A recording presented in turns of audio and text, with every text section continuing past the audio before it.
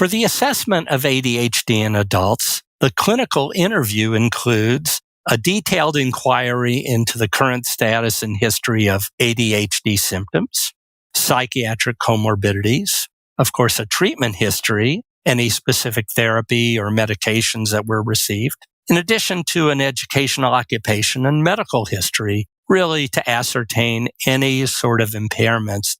The assessment should include reports from other informants, such as a parent's spouse, significant other, or friends.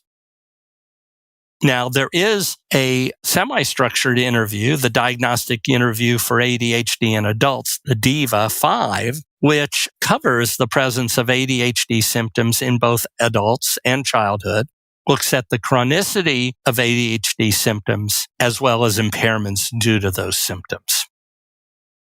There are a number of rating scales to assist the clinician.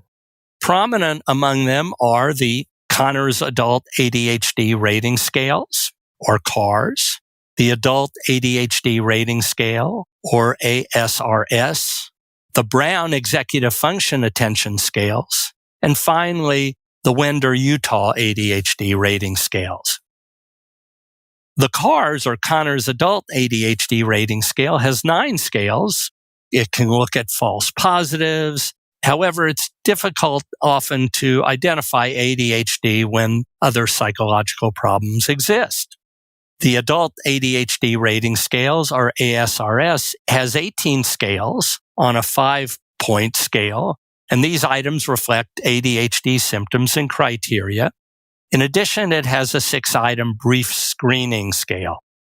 The Brown Executive Function Attention Scales have a screen which assesses a wide range of impairments of executive functioning. It has the DSM-5 symptoms of ADHD. It may have some difficulty in looking at executive functions as distinct from ADHD. The age range of the Brown Executive Function Attention Scales is from 3 to adult. For the Wender-Utah ADHD Rating Scale, we have a 16-item retrospective self-report to self-evaluate individuals. It's important that we review what the positive symptoms are, who indeed is the informant, that is, who bolsters the opinion, the individual involved, the other informants. We look at the impairments that are associated, the chronicity, and the effect on functioning.